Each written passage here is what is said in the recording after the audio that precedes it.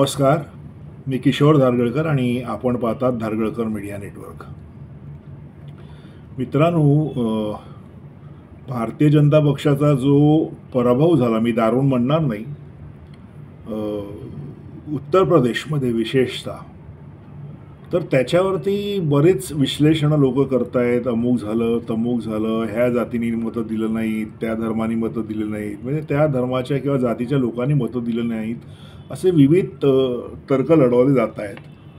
याच्यामध्ये आता एक अशी भर पडलेली आहे की तुम्ही पाहिलं असेल, अनेक व्हिडिओ आलेले आहेत सोशल मीडियावरती असतील किंवा मेनस्ट्रीम मीडियावरती सुद्धा, की काँग्रेसचं जिथे जिथे कार्यालय आहे अशा बऱ्याचशा कार्यालयाच्या बाहेर महिलांनी, विशेषतः मुस्लिम महिलांनी गर्दी केलेली आहे आणि त्या असं म्हणतायत की राहुल गांधींनी आम्हाला सांगितलेलं, प्रॉमिस केलेलं, वचन दिलेलं आणि गॅरंटी दिलेली की म्हणजे तुम्ही आम्हाला मतं द्या आणि आम्ही तुम्हाला वर्षाला 1,00,000 रुपये देऊ महिलांना, म्हणजे दर महिन्याला आम्ही तुम्हाला 8,500 खटाखट तुम्हाला देऊ. आणि हे त्यांचं विधान खूप गाजलेलं, खटाखट. त्याच्यावरनं अनेक जोक्स झाले, अनेक गोष्टी झाल्या. प्रश्न असा आहे मित्रांनो, एकट्या उत्तर प्रदेशमध्ये काँग्रेसनी जी गॅरंटी कार्ड वापरली किंवा गॅरंटी कार्ड जी वाटली, ती जवळजवळ 43 ते 45 लाख कार्ड त्यांनी वाटली आणि त्या कार्डावरती असं म्हटलेलं आहे की तुम्हाला दर महिन्याला 8,500 रुपये मिळतील. आता त्याच्यामध्ये कुठेही राहुल गांधींनी आमचं सरकार आलं तर असं म्हटलेलं नाही आहे.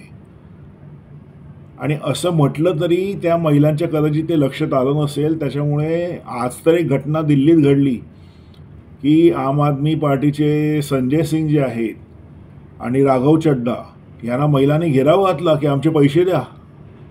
म्हणजे नुसतं काँग्रेसला आता हे सगळं जे राहुल गांधींनी जे काय हे करून ठेवलेलं आहे प्रकरण 8,500 आणि 1,00,000 रुपयाचं, ते काँग्रेसला तर भोवतेच आहे, पण काँग्रेसचे जे मित्रपक्ष आहेत त्यांना सुद्धा येणाऱ्या निवडणुकीमध्ये भोवणार आहे.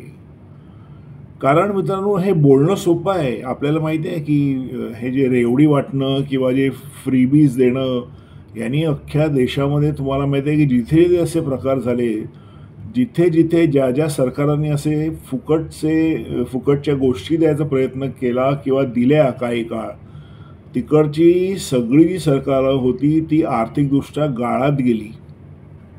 आणि तरीही म्हणजे आज असा प्रयत्न होतो आहे मोदी सरकारकडनं, मागच्याही कारकिर्दीमध्ये झाला, जी आता कारकीर्द संपली किंवा जे सरकार आता केलं नवीन निवडणुकीनंतर, त्यावेळी सुद्धा असे प्रयत्न करण्यात आले की सुप्रीम कोर्टाला सांगून असा काही कायदा करता येईल का की ज्याच्यामध्ये जी राजकीय पक्ष आहेत ते अशा तऱ्हेचं जे फ्रीबीज वाटण्याचं जे प्रकार आहेत ते थांबवतील किंवा त्यांना थांबवता येईल. पण अजून तरी असा कुठलाही कायदा झालेला नाही आहे मित्रांनो. आणि तो न झाल्यामुळे राहुल गांधींनी खटाखट जे प्रॉमिसेस केल्या, त्याच्यामुळे आज ही परिस्थिती उद्भवलेली आहे.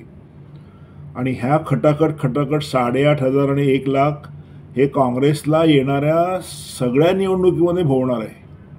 कारण वचने किंग दरिद्रता आपण म्हणतो ना, त्यांना काय ते बोलून बसले.